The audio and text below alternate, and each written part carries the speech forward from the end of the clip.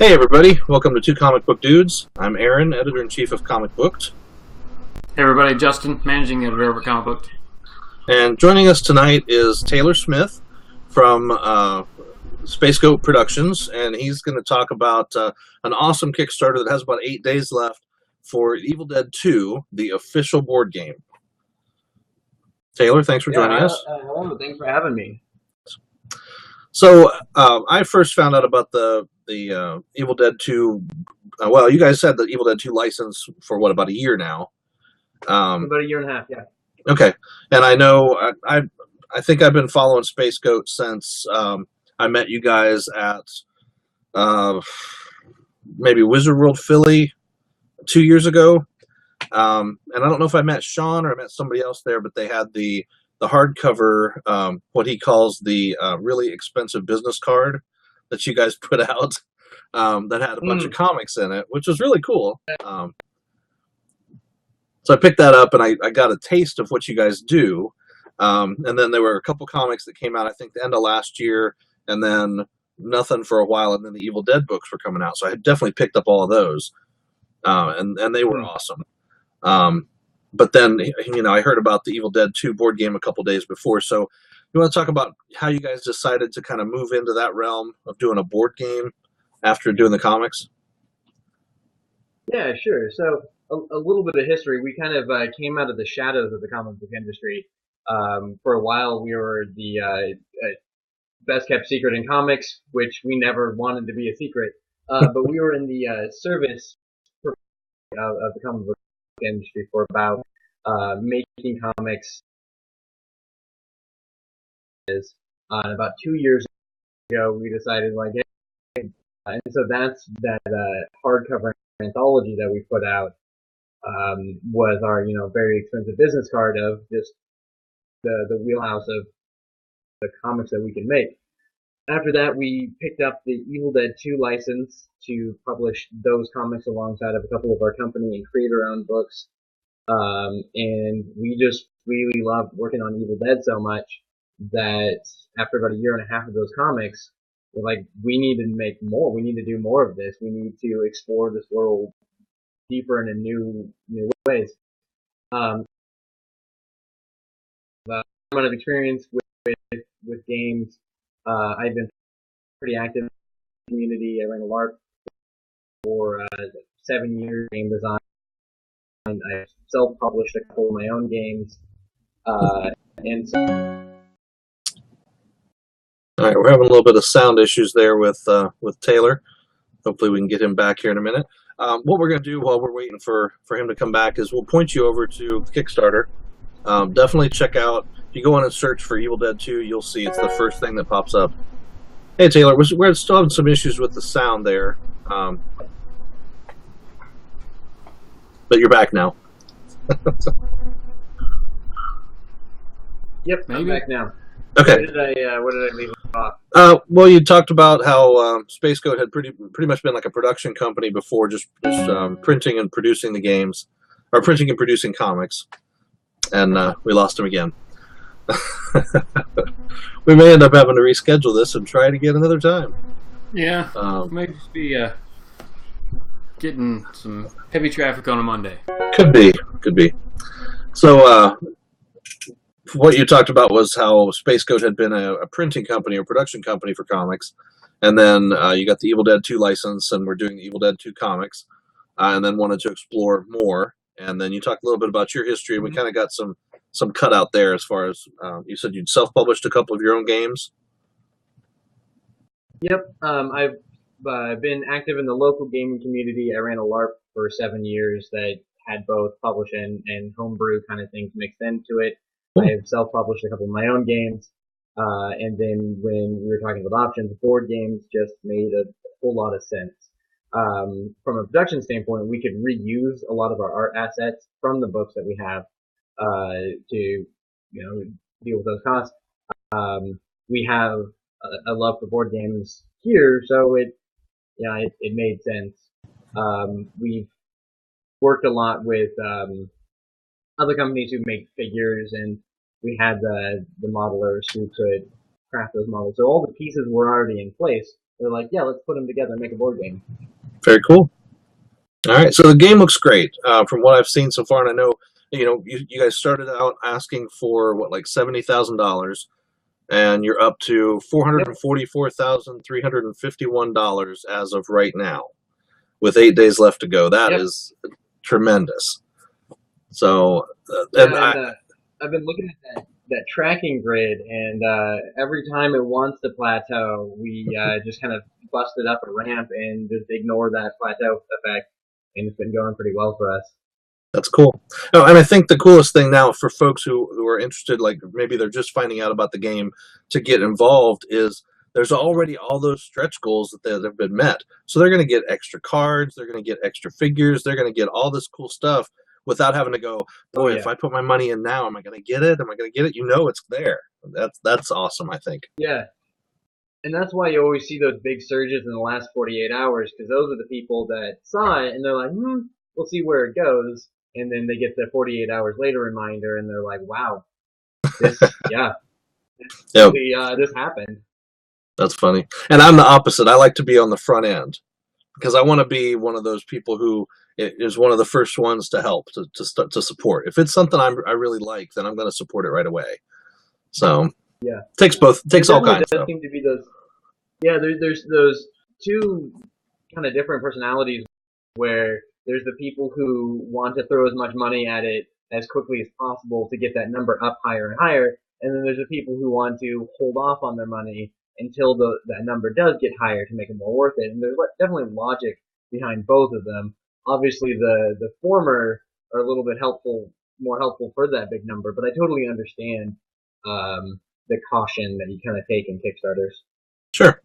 So right now, just to go over some of the basics of the game, there's three distinct volumes of the game now, right? There was the basic edition, there's the Necronomicon box edition, and now there's the new special ed edition, right?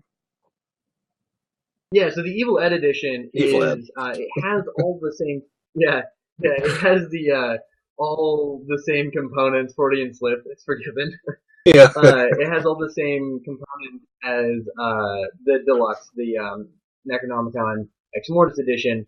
It just comes with that limited edition box and the signed character card. And the character card is the same character card that you did. Otherwise, this is a duplicate, so you don't actually have to play with the one that you signed.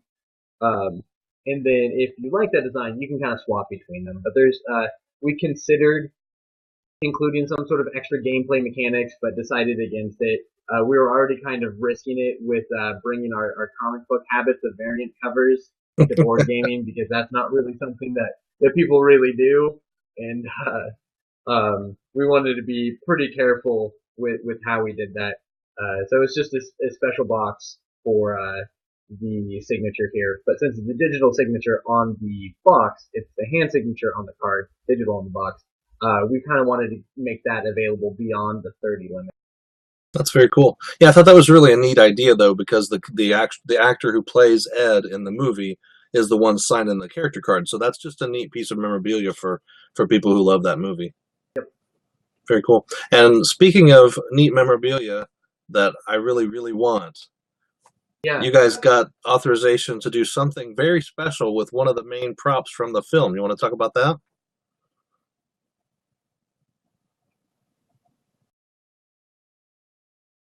Yeah, we unveiled the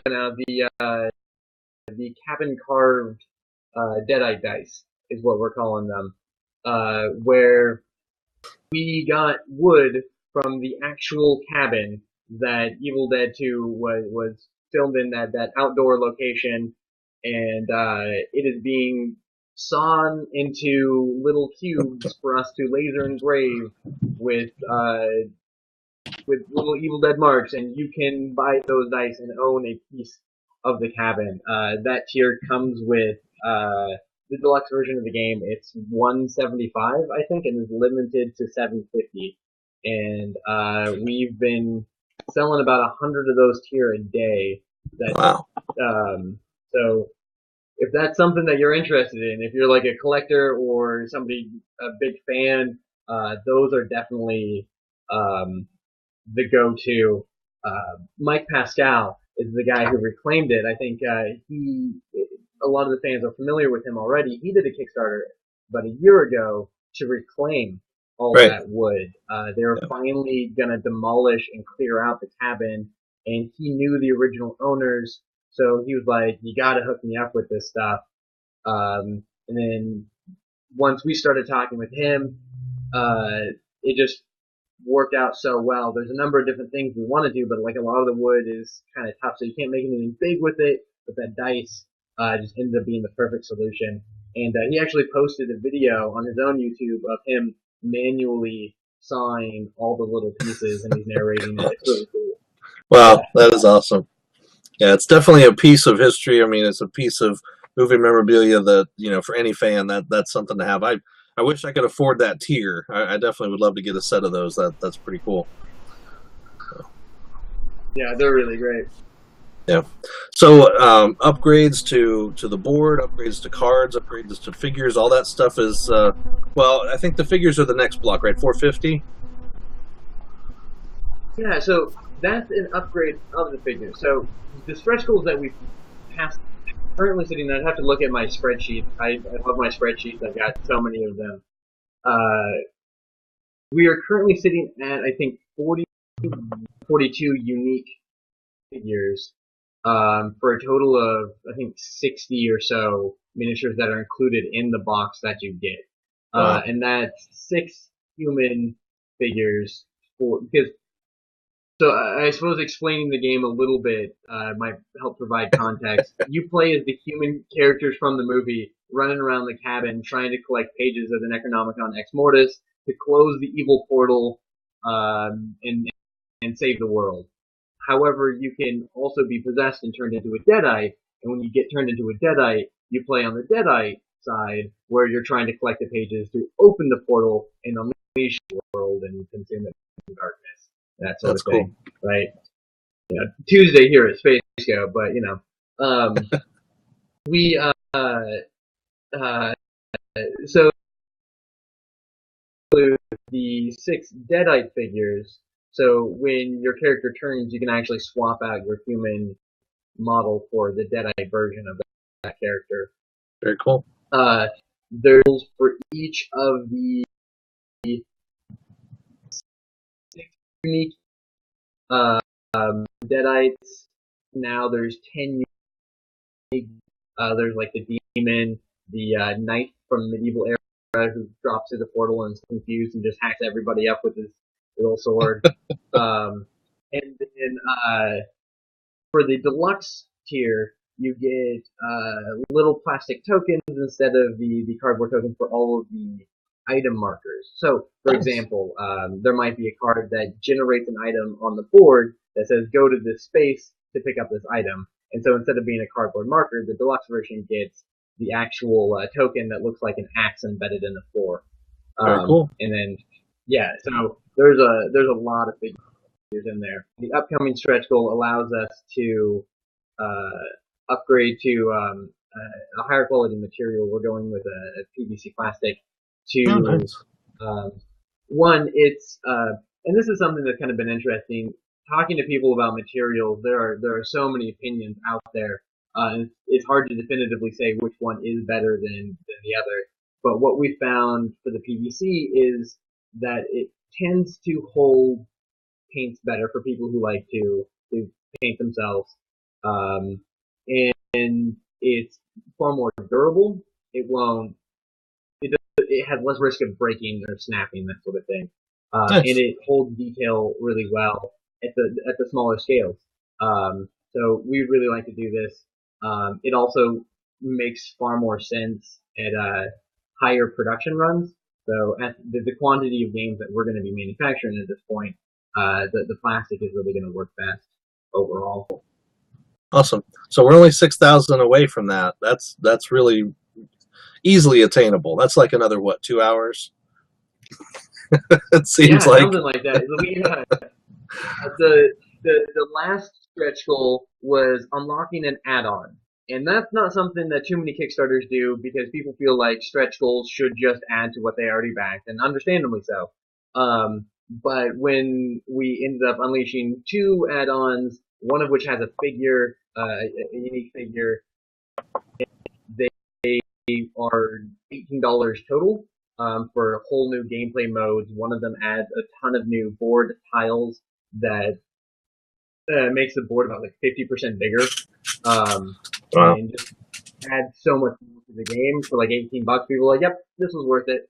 Yeah. Well, that gets you the bridge too, which is really cool. I like that it gets you the Gnarled Bridge and a bunch of extra forest tokens. So that really looks cool. Yeah, there's a couple other fun mechanics that I've been playing around with that one, and in conjunction with the now one of the past stretch goals was burying our backsides is what we call it, where the backs of the boards now have art on them too. So there's two versions of the cabin, two versions of the cellar, and you can mix and match which ones you use. But now there's stuff like if you're using the backsides, the crawl space tile has a tunnel that connects to the car tile, and then there's some other mechanics like that that allow you to navigate the board in kind of new and interesting ways. So each one of these stretch goals has allowed us to tweak the game in fun new ways. It's really exciting for me as a developer because I would keep working on this game until the end of time, but at some point they got to tell me to stop and publish it. Well, you do this version, and then later on you do an expansion. See, so that's all cool. Yep. So the only thing I haven't seen yet, and I was kind of hoping this was a stretch goal, but I haven't seen a figure for Ash's Dead-Eyed Hand. There is one. Yep. Okay. The severed hand is one of the enemies that can appear. There's actually an event that occurs that your hand gets possessed and you have to cut it off and it spawns the severed hand next to you. Awesome. And the severed hand is awful because it's unkillable because honestly it never dies in the movie. Right. Yep. Through walls and barricades and stuff because it doesn't care. It crawls through the walls. Yep. And that's one of the things, like, whenever it shows up in the game, you're like, oh, no, not this guy again. Really, like, it only does, like, 1 damage, though, so it's just, like, a minor inconvenience because it just keeps showing up. And that's what I love about the movie because, you know, it's evil and it does bad things, but, like, half the time it's just, like, holding Bobby Joe's hand. Right. Like, it's just an irritant more than anything. Tightly. That's funny. Yeah, it's interesting because I don't know if you've seen the show that was on Ash vs. Evil Dead. Yeah. So the hand shows up in the show, which was pretty cool. That was like the one carryover other than Ash from the original movies was that his hand shows up. So that was cool. Yeah.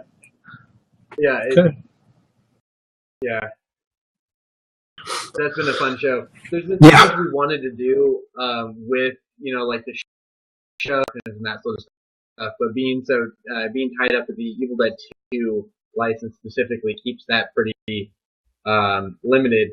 I mean, one of the most telling things is he never actually calls the shotgun the boomstick in Evil Dead 2. That's an Army of Darkness thing. Ours is called a shotgun, but of course it's the boomstick. Obviously it's the boomstick, but like that's an Army of Darkness specific thing. And so that's the tricky world of licensing.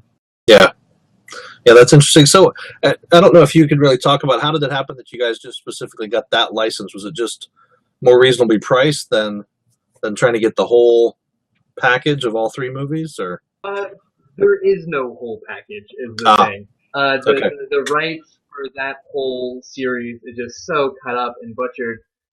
Like, for example, Dynamite has the Army of Darkness comics license. Nobody has claimed the remake or the Ash vs. Evil Dead show yet. But I mean, I can't talk about that at all.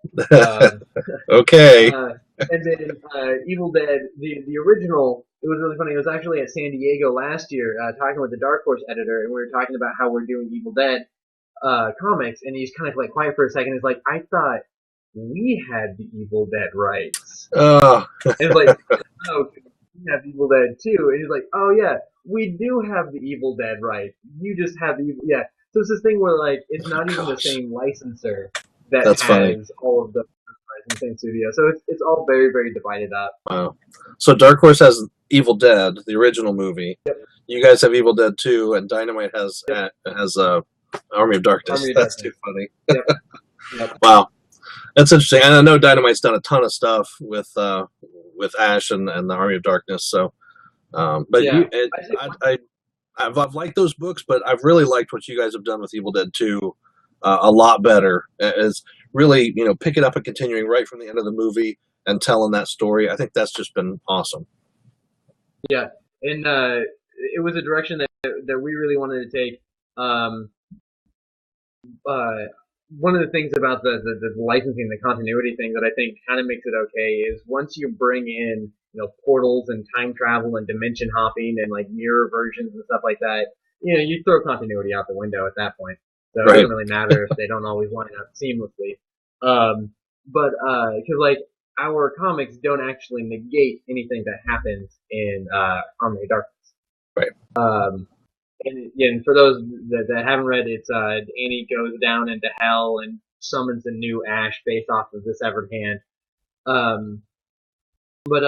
Yeah, they've been a lot of fun to work on, and we're actually looking forward to returning to the cabin and kind of returning to the source material a little bit more for next year's comics for the 30th anniversary. Awesome. That's definitely a big deal. So that's cool. All right, and so just to pull back to the game. So the game actually production is expected by the end of the year, right? And distribution.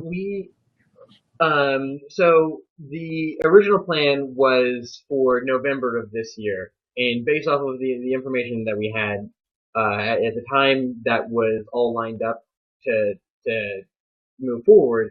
And then as we started getting higher and higher production counts, as like the figures were kind of increasing, but on top of that, there was some like communication with the licensor. And with Bruce Campbell, because Bruce Campbell has to, personally approve any depiction of Ash, right? And so he approved all of our covers and everything like that. There were some early licensor delays that kind of caused this domino of when the approval process can start with the manufacturer, and it's ultimately we're aiming for spring of next year. Tentatively April, spring of next year, and we're excited to have that kind of extra room as well, because it allows us to, really go through that iterative process with Panda Manufacturing is our manufacturer. Really go through that iterative process of them shipping us the figures, us looking at the figures and sending them back, and them sending us new ones. And so the licensor delays early on actually, it's kind of a boon in some regards. Except that we don't get the game until next year. That's okay. But that is true. Yep. Yeah, we're really hoping for that holiday season. Yep. But it'll still be pretty good, and we're looking forward to regular updates on the campaign, just to let everybody know the process. We've been as communicative as possible.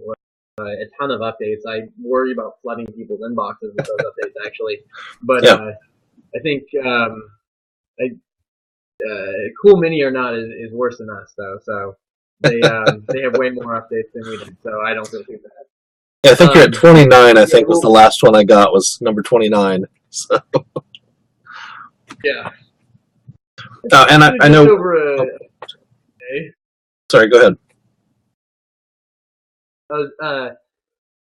Yeah, so we'll just kind of keep doing the updates throughout the production process, let people see everything. There's been a lot of people wanting to know what the painted or unpainted figures are going to look like before they make the decision, and that will be a possibility since anybody who backed the deluxe can pick one or the other for no extra charge. Oh, nice.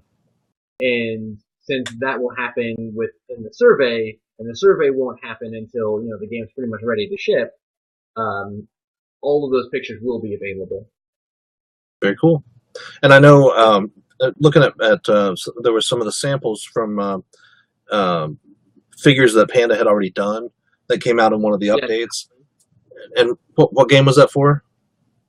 Battleborn. Okay, Yeah, that was and the figures that came with Battleborn. yep, and they were really amazing. I mean, so detailed, and the paint was awesome. So really look forward to seeing what the final products look like with the Evil Dead 2 game. Yeah, definitely. Okay, Justin, did you have any questions?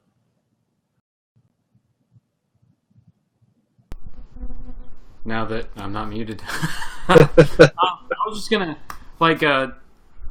Taylor, we kind of like to ask everybody a fun comic book question of what got you into comics, or what kind of made you think that this could be like a job for you? Was there like a comic that you read that just made you go, wow, this is something I really want to be involved in?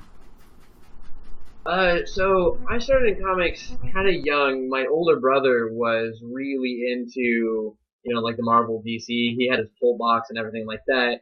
And, so I would always, just read whatever comics he had. I think some early, Spider-Man comics, not early. I'm far too young to say early Spider-Man comics. But I think, I remember there's a spectacular Spider-Man run, the Humberto Ramos doing the Venom stuff, where that expressive art, that was just a whole lot of fun. And I remember being really young. I was like, yeah, I want to do this. I want to make comic books. And then in high school taking art classes, I was like, yeah, I can't make comic books. So my focus kind of switched more to helping other people who are better suited make comic books. And so that's kind of how I ended up in project management and editing. It's just an industry that I really wanted to be in, and was fortunate enough to get into it. I mean, meanwhile, gaming has always kind of been a hobby of mine. I love playing board games. I love kind of making my own board games, and that sort of thing. So that they were able to actually combine. And when Sean, my boss, was like, yeah, let's make this board game, you're gonna make it, my eyes just lit up, and I was like, yep, this is a dream literally coming true. So Awesome. yeah, it was that's the journey, I guess. It's very cool. And we always like to hear, background like that. I mean, we interviewed somebody one time, and he's a comic book artist, been doing comic book work for a long time, writer and artist. And his background was he was a comic book artist, but his background was in doing the backgrounds for sports games, video games. And it's just weird, he's like, yeah, I did the backgrounds for this game and this game, and I'm like, really? And you got into painting comics, and it's just a weird transition. Like, how did you go from doing those backgrounds to doing comic book art? It was just weird, but it's always neat to hear that. Yeah, working in production, on the production side of things, it's really kind of neat because, so for example, Alan Claw is one of the artists that we work with a whole lot. He's currently doing the Dark Souls comic books, but a couple of years ago, he did all of those. He did a lot of those high detail Nike apparel illustrations that showed up in Nike Town things. Oh. So yeah, it's because he's an artist that we work with, and everybody needs art, and artists try to make themselves as versatile as possible. There's a lot of those weird things where one of the guys who's working on actually Revenge of Krampus, which is one of our Revenge of Evil Dead Revenge of stories coming up, helped design Universal City in Japan. Wow. Parks, right? So it's really funny how there as an artist, there's art everywhere, and everybody kind of needs it. Yeah, that's really interesting, and it's neat too. I mean, it's just such a varied background that you find in comics. It's like some people, this is kind of their last stop on their career path, and some people it's their first, and some people do it while they're doing other stuff. It's really interesting for me. I've been doing this now going on 3.5 years, and it's just interesting all the different people we get to talk to. So it's really cool. Yep. But Taylor, we definitely appreciate you taking time out of your day to talk to us about this. The Evil Dead 2 official board game is very, very cool. Looking forward to getting my hands on my copy, and actually printing out the copy, the paper copy that you sent us in PDF, so we can play around with that. Yeah, But definitely let us know what you think. Sure, definitely will. Any last words you want to give to our viewers? Well, thanks so much for having me. Yeah, there's about 8 days left. There's still there's a lot of cool things to have, stretch goals left. There's a couple of those exclusive tiers where if you've got the wallet room for it, you can get your likeness imposed on one of the Deadite figures that will be included in the actual game, so thousands of people will play with you as a Deadite. There's a lot of those kind of options still available. And otherwise, swing on by. I do Q&As a lot. I try to be personally interactive with the campaign itself. I love to hear feedback. And, some of the stretch goals that we've done have been because somebody in the comments was like, hey, it'd be really cool if this was a thing. And we're like, yeah, that is really cool. Let's do it. I'm really excited to make it again. Really excited to get in it. Cool. Yeah, there should be one expansion you do, which is like a memory, memory game where you have the cards on the table, and one of the cards is Ash's hand, and so, but it's like the wall. You're shooting at it, and you have to flip them over, and one of them that just is like blood that gushes out. Right, a little mini game. Yeah, like I can really easily make that little mini game where it's kind of like, all right. When the chop it off card appears, lay it face down with 3 other cards and shuffle them up, and then there you go. And then you could get the fountain of blood that would fill the whole room with blood, and Yeah, that's all for the event. Yeah, that's cool. I won't take up too much of your time, but yeah, the events are all pulled straight from the movie. I wrote them all by watching the movie again and again and again with a notebook. Awesome. That would be cool. That's cool. Yeah. That's pretty neat. All right. Well, once again, Taylor, thanks for joining us. We appreciate it. For all the folks listening and watching out there, we appreciate you taking the time to watch. Get over to Kickstarter. We'll have a link in the description for the video to take you directly to the Kickstarter project. If you want to just jump over to Kickstarter.com, you can type in Evil Dead 2 in the search, and it's the very first thing that pops up there. Jump on there, help out, make this even better than it already is. Get a cool copy of the game, get all the extra stuff. I think there's even still a couple slots left to get yourself drawn into a comic, right? Yep. I think there's a few more cameos of that. Yep, that's cool stuff. All right. Well, thanks again, Taylor, and everybody out there. Go read more comics. And play more games.